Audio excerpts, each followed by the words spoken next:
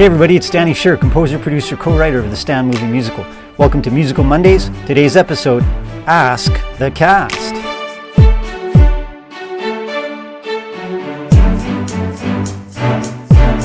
The Stan Movie Musical opens on January 1st in cinemas and virtual cinemas all across the US. Ticket link below. Thanks for all your questions and comments over the past few months.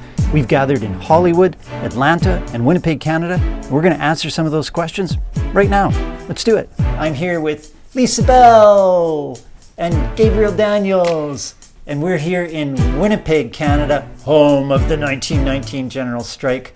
We're joined in Los Angeles by our director, Robert Adatui. Hi, it's Rob Adatui here in Los Angeles. And male co-star, Greg Henry. Hey everybody, it's Greg Henry in Los Angeles. And also in Athens, Georgia, by Laura Slade Wiggins. Woo! Yeah! Let's start it off with a question for the director. Robert, Sean in Minneapolis asks, what did you feel that you could bring to the story? Sean, thank you very much for that question. And it's a question directors always ask themselves when they read a screenplay. What am I going to bring to this story? And for me, I felt a very personal connection to the immigrant story because both my parents are immigrants.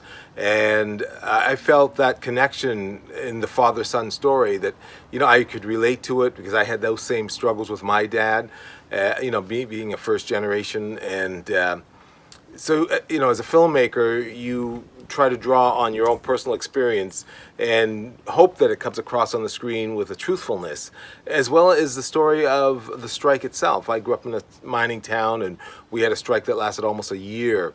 And so as I read the screenplay and I looked at, the complexities of all the different relationships, the different people involved in the strike and the role they would play, well, I could identify with that and how that works. And again, you try to bring that understanding into the story, even though it's there in the screenplay. But when you're directing, it's to say, does this feel authentic? Is this real? Is this, and those are things I could identify with, and I hope was able to help sharpen in the story when it came to the screen.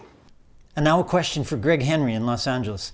Jane in Chicago wants to know, is the character of Mike Sokolowski relevant in 2020? Hi Jane, that's a great question. And the answer is yes. I do feel that Mike is quite relevant to today's society. He's the common man. He's struggling. He's trying to get by. He's trying to earn enough money to keep his family together. And he doesn't want to risk losing that job. And it's a turbulent time, and he doesn't realize what he's up against in terms of the powers that be wanting to keep him down. And it's going to take a movement that he is reluctant to join. But it takes that kind of power to get things moving so that there are equal rights, so that there is a decent wage, so that there are health benefits for workers. And so he's quite relevant to all of us, and it's a dilemma that he faces, and finally makes a decision about. And now a question for Laura from Athens, Georgia, just down the street from you. Paula asks Laura, was being in a musical like what you thought it would be like? So, I have been in a musical before, but only on the stage. So being in a movie musical was a little bit different. We recorded the music before we actually got to set, which had a lot of perks.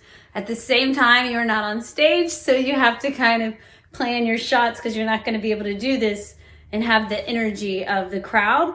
But I felt like our director and our DOP really did a great job of allowing us to have some space and figure out kind of what the stage would be like for us.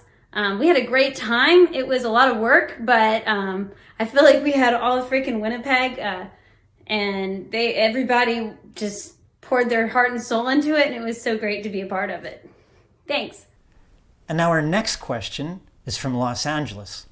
Jenna in Los Angeles asks Lisa Bell, With your character having such an important moral role in the movie, what do you think the big message of the Stan movie musical is? Oh, okay. Wonderful question, Jenna. And you know what? It really speaks to our times today. I think Emma, the role I play, really summed it up in the movie when she says, the more we do nothing, the more nothing changes.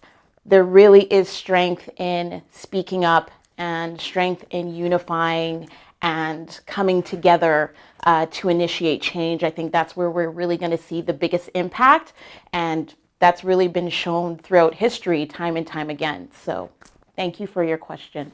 Thanks, Lisa. And now the next question comes to us from Sue in Oklahoma City, and it's for you, Gabriel. Sue asks, what was your favorite scene to shoot?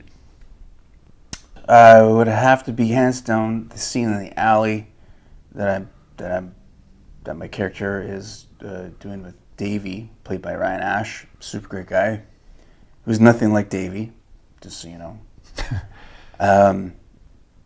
That would have to be my favorite scene, hands down. It just resonated with me. You know, the line where I say, my character says, until I got this uniform, I'd never been treated equal to a white man. For me to play a First Nations veteran was a privilege and an honor, and I hope I did the veterans some justice. So yeah, that was a huge scene for me, and as an actor, that's you live for those moments, and in my career, that's one that I definitely will cherish for forever, for sure. So that would be my favorite scene. So Barb in Baltimore, Danny, wants to know, what are you most proud of about the film? Ooh, thanks, Barb. So the the journey from stage musical to movie was 15 years long. In 2005, Jeff Goldblum happened to be sitting beside me at our first run, and he said, big story, big ideas, it would make a great movie. And I naively believed that would take a couple years. Now here we are, 15 years later. It was the hardest thing I ever did. I had no idea about the difficulty of making an independent musical. So the fact that it even happened is, I suppose, reward enough. But what I'm really most proud of is that this story, a relatively obscure story, who really knows about the 1919 Winnipeg General Strike? There are labor historians that don't. I'm proud that we told this story it was so in our DNA around here.